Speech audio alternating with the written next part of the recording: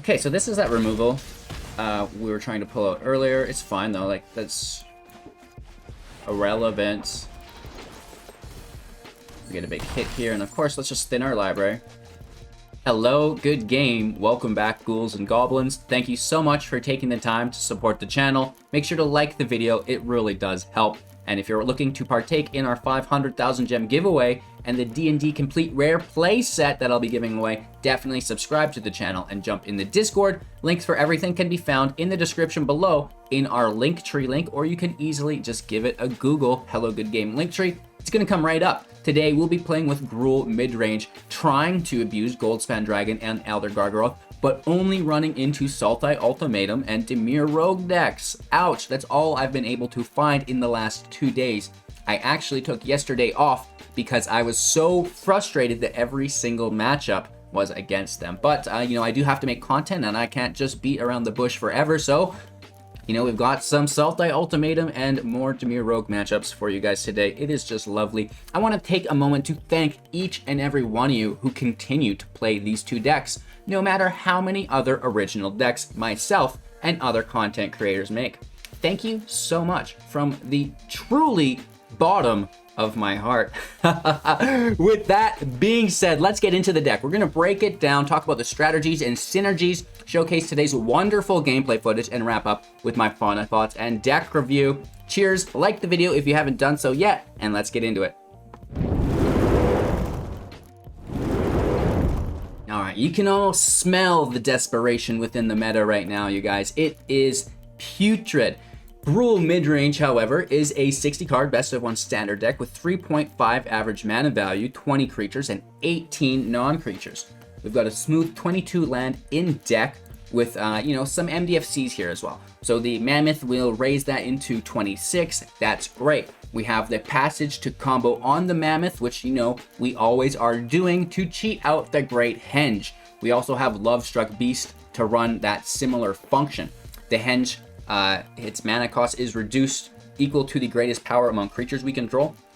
And that's really why we want that 5 drop out on our turn 3, right? That 5/5 or whatever it happens to be. The Mammoth is a 3/3 that can go to 5/5. It can even go with the Fabled Passage to 7/7, giving you a free Henge basically, because again, the Henge will tap for 2 mana, which is nice. So Lovestruck Beast, Mammoth, Henge, that's kind of like the base of the deck.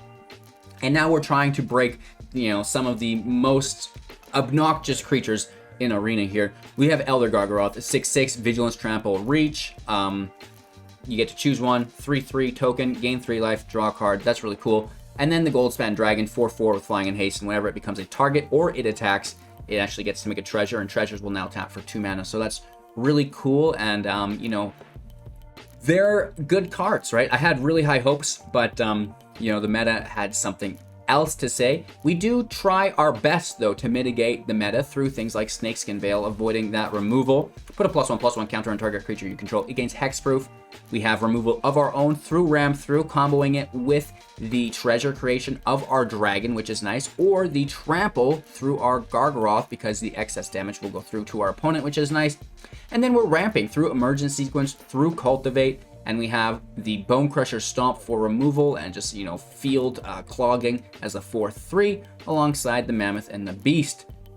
That's it. That's the deck. Not much to it. It should perform better than, you know, my personal performance today. But hey, you know, that's kind of how the cookie crumbles sometimes. And I'm just here to try to have fun with it, right? At the end of the day. You know, if I get frustrated one day of the week, sure, it happens. But I cannot allow myself to be in that mindset repetitively. So we're just making a joke out of it. I hope you guys enjoy. I know I'm having a good time. Make sure to like the video, subscribe to the channel, and we'll break into our gameplay footage here and then wrap up with our final thoughts and deck review. Thanks again for watching. I appreciate it. Like the video. Let's go. All right, going first, and yeah, I've been playing a little bit with Gruul again. This time, really focusing on the most busted 5 drops that we've had in a little bit. Of course, you already know who I'm talking about, Elder Gargaroth, and in the deck tech, I'm sure is touting about it. The Goldspan Dragon is pretty tasty as well.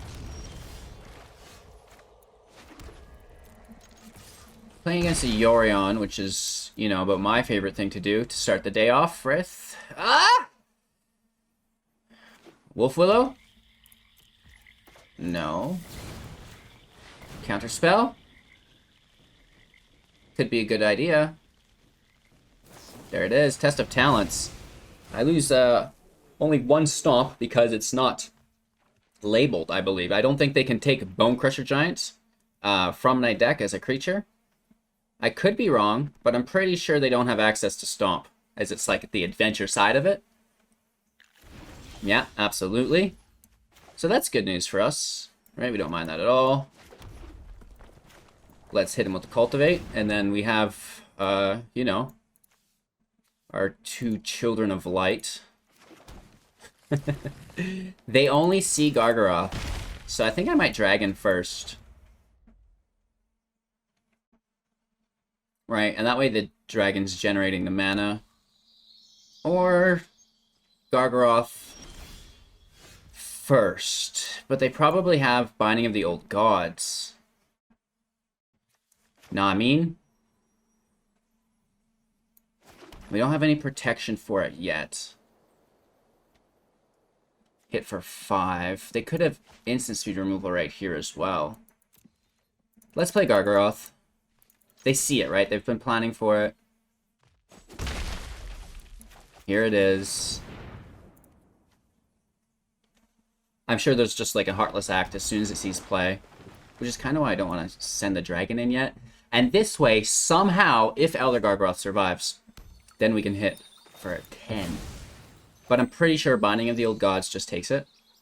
We do not have our protection within Snakeskin Veil in hand. Best case scenario, they Cultivate. Right?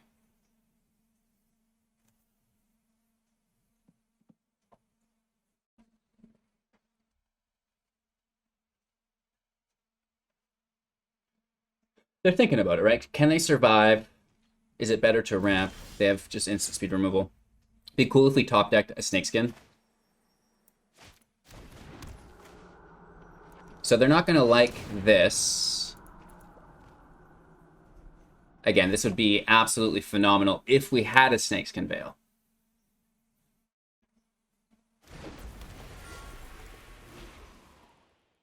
Again, if we did, we would have played this as the pathway instead. Baleful Mastery into exile. We still hit for 5.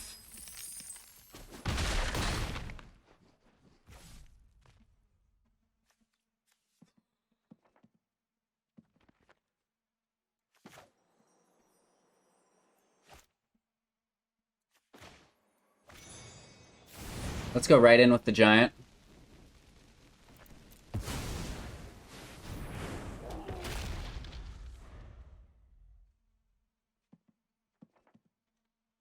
Potentially 9 damage next turn.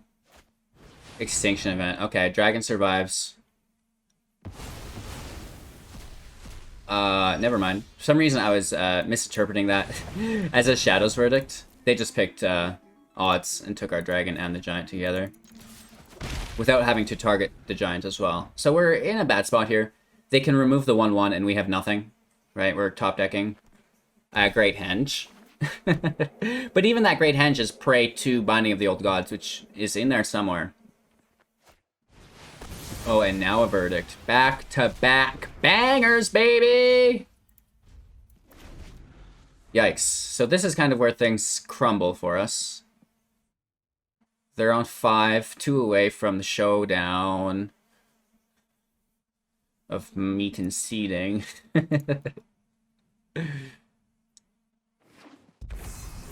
We're just trying to top deck some more fire here. They have their own Gargaroth. Yikes.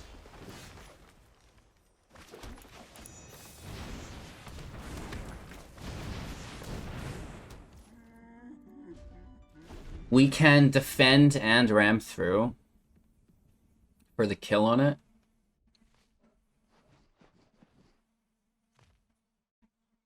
I don't feel great about it.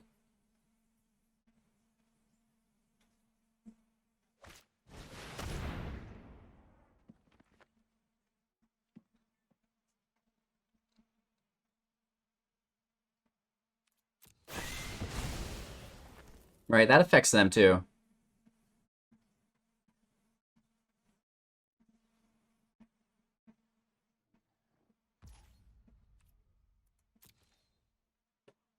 I will trade with Gargaroth. It's just such a good card, we have to. It gives amazing card advantage to them.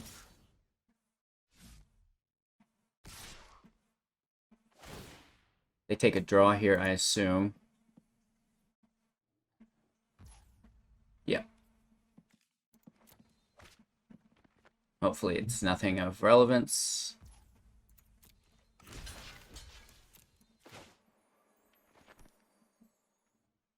Try to scoop it up, but I have little faith. They have 4 cards in hand. Alright, we trade. Maybe. Yeah, okay. At least it's dealt with. Still a little worried. Yorion goes to hand. And we need to top deck. A dragon? You are not a dragon, young one. Well, hey. Who can complain about a 1/1 land token creature? Yikes. So we definitely kind of ran out of juice here. We didn't get the pop like we wanted. No, the back-to-back wipes really hurt. That extinction. Well, first of all, that Baleful Mastery. So they're ready to pop off next turn. Most definitely.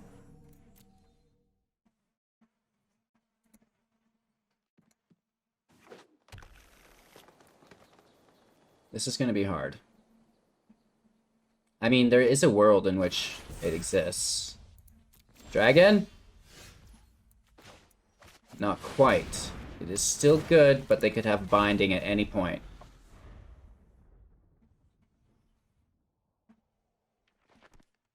Really on thin ice here.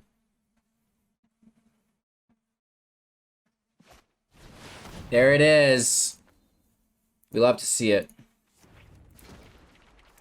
Good game. I'm not even going to go down that road. I could care less. Just trying to have fun, right? Going first with a hand that just simply will not cooperate. This looks better.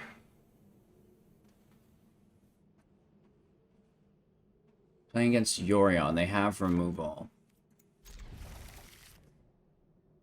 We need these 3 cards. We're going to top deck a land anyways.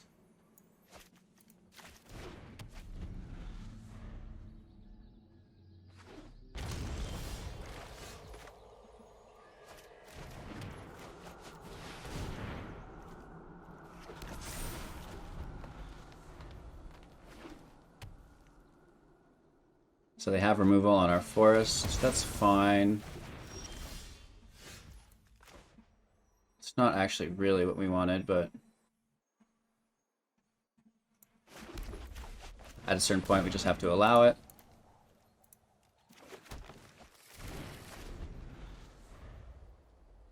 We have 4, playing the Mammoth into an Emergent Sequence, I guess. They Cultivate. Again, another Emergent Ultimatum deck. Really entertaining footage here for you guys today. It is what it is, right? People are going to do what they do, regardless of us.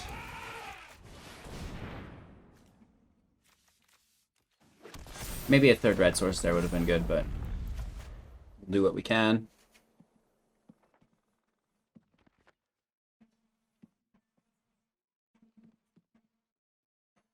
So, Shadow's Verdict on their 5th land here. No, Yorion in hand. Then next turn binding, Yorion bounce, so on and so forth.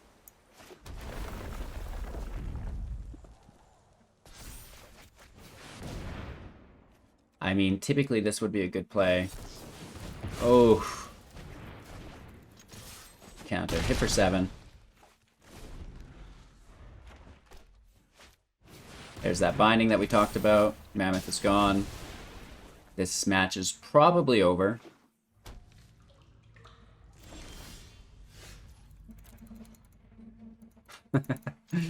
Come on, land. You can do it. Hit for 2. They throw in their Omen. There's nothing we can do against the Yorion bounce here. Like, yeah, sure, we can become a 3/3 and block the removal. And then what? You know what I mean?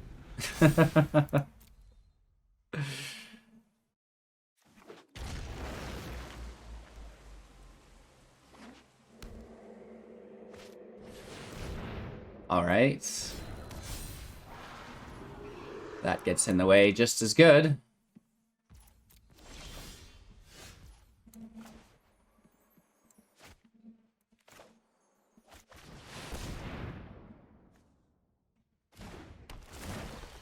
We redeem ourselves with a henge, but this 6/6 is gonna, like, beat us up.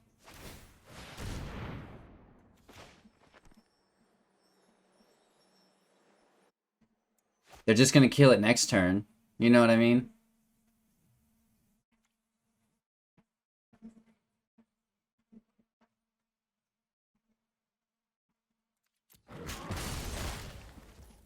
We basically just need to top deck a Gargaroth.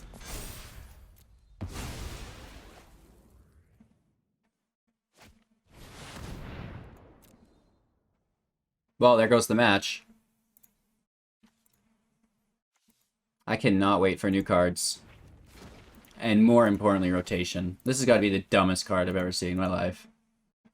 It's just the fact that it's all people will play, right? I just don't care. It's the exact same as last game. I just don't care to do it. We fought our way through ultimatums plenty, but it's just not fun for me at a certain point. All right, let's see if we can go 3 for 3. Actually, this isn't an ultimatum deck. We can see that. So we know they have creatures. Let's toss Dragon. And we're going to play into the Mammoth. Well, we don't know they have creatures. We can assume they don't play control. I guess is a better thing to say. But then again, they do have the Skyclave. So I'm interested to see what's going on here. Regardless, non-Sultai Ultimatum is a joy for me to play against. Thank you, Vinker, for at least having some moral compass. I'm kidding, you guys. I'm just having fun with you. Play whatever you want to play. Whatever makes you happy inside makes me happy. Right? That's all we want to do. So let's try to hit for 1. Watch this. I'm going to stomp my own token to fizzle their giant. Ayo! That makes me feel a little bit evil. I'm silence my phone here. I heard that through my friggin' headphones, Randy.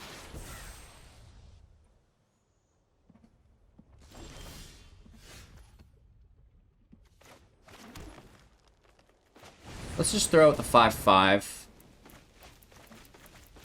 It's harder to remove than the Mammoth. Like, they could deal 3 damage to the Mammoth pretty easily before we get the land in there.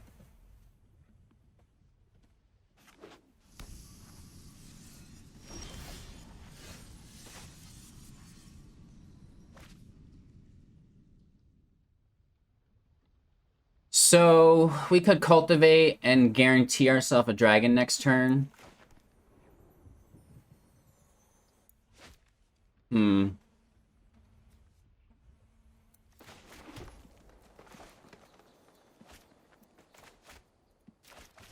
I don't think it's worth the risk. Let's just play the 3/3. And then the Cultivate on top of the Mammoth should be pretty banger. Right? 2 lands in play. It's going to be a 7/7. And hopefully we top deck another Lovestruck Beast, and we can play that Heart's Desire to get it attacking. Do they take the Beast? They should take the Beast, but they don't. Let's take a red source here. And, yeah, we don't have the henge, so let's take a green source.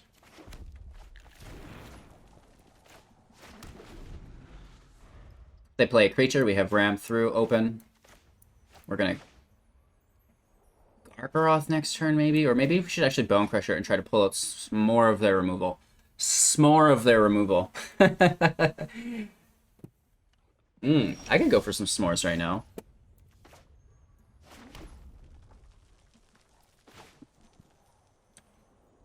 Okay, so let's Dragon, attack.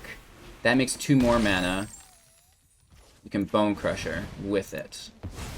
Right? So that's like we played with 7 mana that turn. Sorry, 8. And we only had the 7. Okay, so this is that removal we were trying to pull out earlier. It's fine, though. Like, that's irrelevant. We get a big hit here, and of course, let's just thin our library.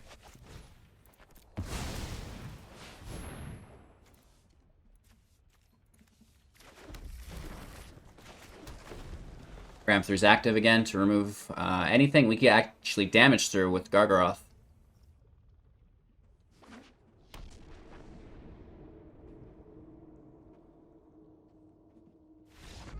There we go. Oh my gosh. It was not an ultimatum deck. Thank the Lord. Let's do one more. Alright, so for our last match, I'm assuming this is Rogues, but let's see.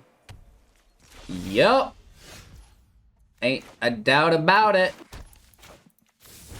So this is always fun, right? Sultai Ultimatum, an original deck, cool, and now Dimir Rogues, awesome.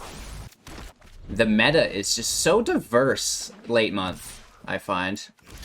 I can't believe they'd give us that kill.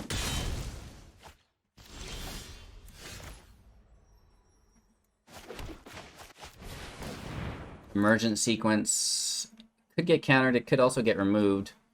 It dodges their Heartless Act, which is good, but it doesn't have a mana value. If they have Drown in the Lock, it just like folds to it basically. 2 Thought Thieves, nice. I wish, bro. Oh, thick mill. Thick mill.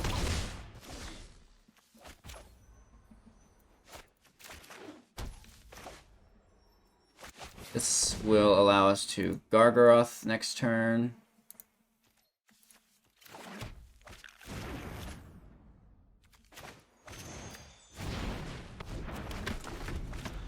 And those Gargaroths are somehow needing to survive against Mr. Rogi-Doo. So it's like, do we not play the Gargaroths until we can find Snakeskin Veil? Oh, I don't even know. Like, his Snakeskin Veil probably already been milled, too.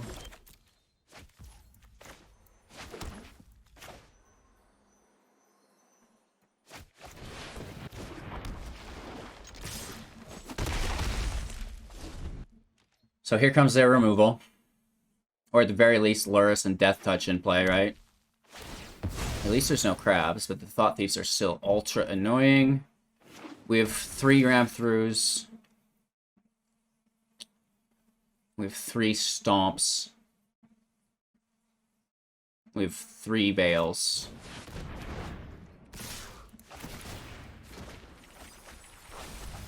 Cheese and crepes. Cheese and crepes!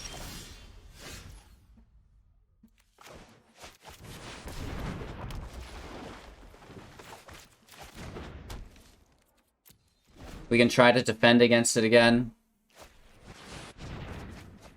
I wouldn't be I wouldn't be surprised, is what I mean to say, if they took our other Gargaroth here as well, just removed it with an act.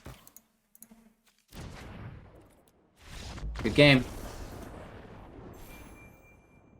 Yesterday was like this too. The only decks I face are Rogues and Ultimatum for the last 2 days. It's awesome. Alright, you guys, I know it's the end of the season.